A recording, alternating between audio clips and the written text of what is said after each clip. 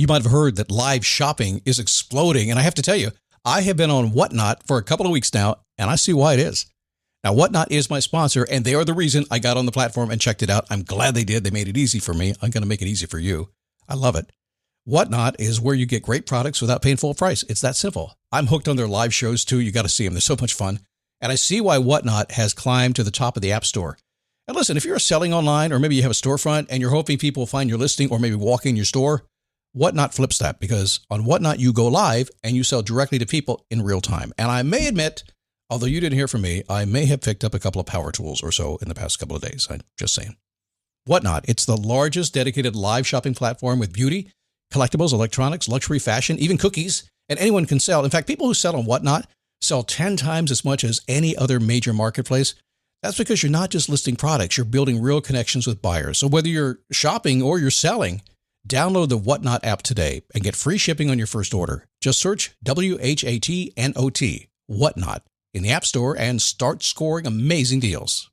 So I was whining to my wife the other day, said, I need new glasses. And she said, well, get some.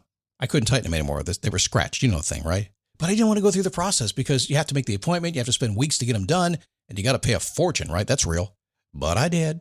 I spent $500 on frames and glasses, and that was cheap. And then I ordered a pair from my sponsor, Zenni Optical, for $70. Zenni is an online eyewear shop, prescription glasses, sunglasses, blue light lenses, starting at under $30. You go to Zenni.com, you pick a frame, upload your prescription, and they ship it to your door. No appointment, no store, no upsell at the counter.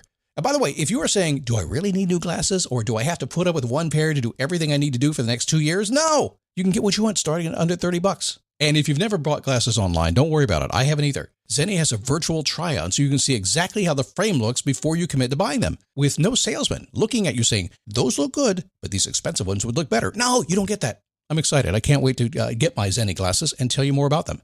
If your glasses are overdue for a refresh, now's the time. Go to Zenni.com/podcast and use the code podcast15 for 15% off your first order. The styles sell out, so don't sit on it. That's Zenni.com/podcast. Promo code podcast15.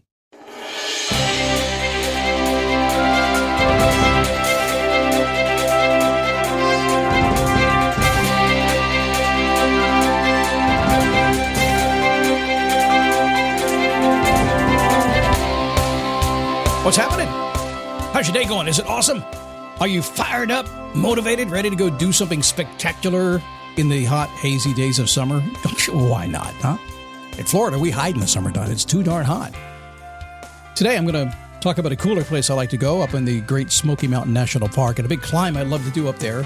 And I think about this time of year because usually in July or August, I'm up there. Maybe I will be toward the end of August this year. But we'll talk about climbing, even if you don't know where the top is or what you're going to get when you get there. I relate that to all the goals you may have. At the end of the day, you'll be inspired and motivated, and you want to go out and do something. That's the plan today. It is the Daily Boost from motivationtomove.com, the positive boost you need every single day, where it's a really simple mission. Come in over here real fast, okay? Whatever reason you're here today, whatever reason you have found this podcast today, here's ultimately what this is going to do for you. This is going to encourage you to seek ways to stay motivated, stay inspired, to get all the tools that you need to make it happen. And no matter what happens, no matter how life gets in the way, no matter how bad you feel one day or how you feel like, oh man, why am I doing this? Or when's my turn going to come? You ever said that to yourself? It doesn't matter. You're alive. You're here. Anything is possible in this world. If you just believe in yourself and go after it, doesn't mean it's going to be easy. But this show's about you showing up every single day and doing it. Every single day until you get what you want. And we don't stop until you get there. Is that okay? I hope you don't mind. I'm going to nag you just a little bit. I do that all the time. I say, what'd you stop for? Okay, we'll get there.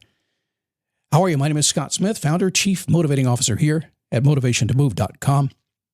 A little bit on the, I got a head cold this week. It's not terrible. It's one of those colds that just kind of comes in, makes you kind of tired, makes the voice kind of cracky and a little foggy, but doesn't get any worse. It just lingers for a while. I just had this a few months back and I got it again. I'll do the best I can today. Inspired, happy to be here, although kind of want to fall asleep right now, but that's okay. Hang with me. Talk about some success steps today. There's a place that I go to in the summertime. We've been there a lot. Great Smokey Mountain National Park. Have you been there? A lot of people go this time of year. I've just been all over that park on all sides of it, everywhere, including Gatlinburg and over in Cherokee. And we like the Nantahala, Bryson City area. Spent a lot of time up there hiking, surrounded by tourists. The smell of hot asphalt and engines, brakes. Nothing like brake smell coming down the mountains. Especially when a lot of Floridians go up to North Carolina. We don't know how to drive in the mountains. But there's a hike up there that I have done, a dozen times now. Clingmans Dome. It's an observation tower. You look up online if you haven't seen it.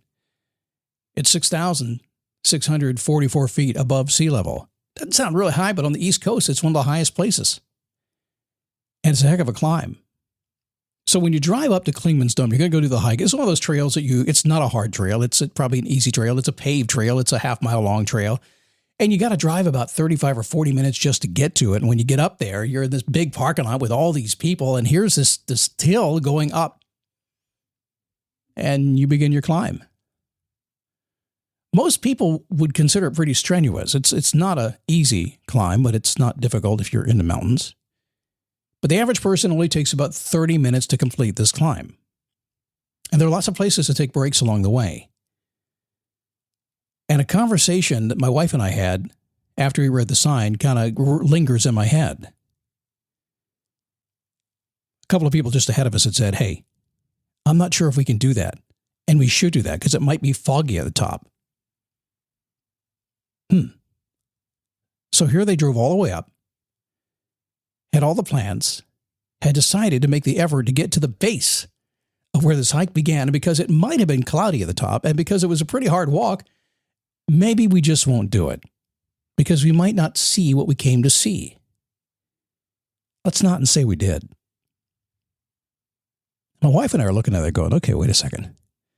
We're here, we're going. We should do it in half the time. Do it nonstop. If the average person can do it in 30 minutes, let's do it in 15 minutes to the top. Nonstop. Let's don't stop and take a break. Let's don't do it. Happens sometimes when you're setting out a goal, doesn't it? You're looking at the peak of where you want to go, and maybe you can't even see the end. You can't see where you're heading. You're looking at the mountaintop, and it's like, I don't know where I'm going. And then you're told that even if you get there, even if you could see it, it might not be there when you get there. So we headed up the hill. And it didn't take long before our thighs were burning. And we passed a bunch of hikers, hundreds of them. They're going pretty slow. And there's trailside benches on this trail all the way. And it's probably every 50 feet. It's a lot. Both sides of the trail. And you're seeing a ton of people who are sitting there, never getting to the top. They've stopped before they ever got to the top of this little 30-minute climb. Other folks have headed back. And there's a few that keep going. So we're getting in our goal. We're closing it even closer. We get 15 minutes passing just fine. Right there. Going to do it in 15 minutes, like we said. And as we're coming up, it's foggy. We can't see the top. I'm thinking, okay, we'll go anyway. Let's hike through the clouds. Let's go on up. Let's look at the clouds. And we go up there and we start to get on the ramp that takes us up to the observation tower. And the fog clears. And as we get up there, this beautiful day, it's a 100-mile view in all directions, 5 different states. If you've seen it, you know exactly what I'm talking about. It's just gorgeous. And while you're there, you're talking to the few that made it because so many that started didn't get to the top. They stopped because they thought it was foggy, and why make the trip if it's foggy? And yet a few did it and got one of the few days that's absolutely gorgeous at the top of this mountain. And you get the benefit to the Appalachian Trail hikers stop right there. The trail goes right through that spot, and they stop there and they tell their stories, and you get to say, what's it like to spend 6 months in Scott's list of something he never wants to do? Hike the Appalachian Trail. Oh, I'll drive and look at it, and I'll stop and talk to you, but hike it? No. You know, think about setting big goals. Think about your big goals right now. Can you see them? Now, there's no doubt that the more clearly you can see your goal, the more likely you're going to go after it. The motivation kicks in. It's easy to go after stuff we can see, isn't it? But let me ask you a question. If you've never done something, if you just decided to do it, if you just decided to get motivated and inspired to go after and maybe change your life entirely, do you think maybe you won't be able to see the complete outcome? You could have asked anybody in the world who's done it. You could have read all the articles you wanted to. You could watch all the videos and the documentaries and the research. You could do it all. And you still don't know exactly why because you haven't done it. So if you're going to start out on a goal, it's going to be foggy. It's going to be something that you may miss, something that you may want to quit, something that may frustrate you. You just can't see it always from that starting point, can you? Your goal and your mission, that's what you have to have inside your heart. That mission, it's going to carry you every step of the way no matter what. Yes, your legs might hurt. Your brain might hurt. You might get frustrated. You might get uninspired. You might not want to get out of bed one day, but that's okay. You're trudging your way up the mountain. The view will be there. And if not, you'll do it again the next day when the view is there. It's also, by the way, when you get to the top of the mountain, when you get to the success level that you want to arrive at someday, you will find that it's a whole lot less crowded. Yet most everybody is down in the parking lot or stopping on the benches along the way. That's okay. We kind of saw it. We drove up here anyway, and that's where most everybody is. You have a choice. You can be everybody or you can be at the top. What do you want to do? I think you want to be at the top. All right, tomorrow I'm going to deliver on a program I promised I would do today, and then in my head cold state, I got confused.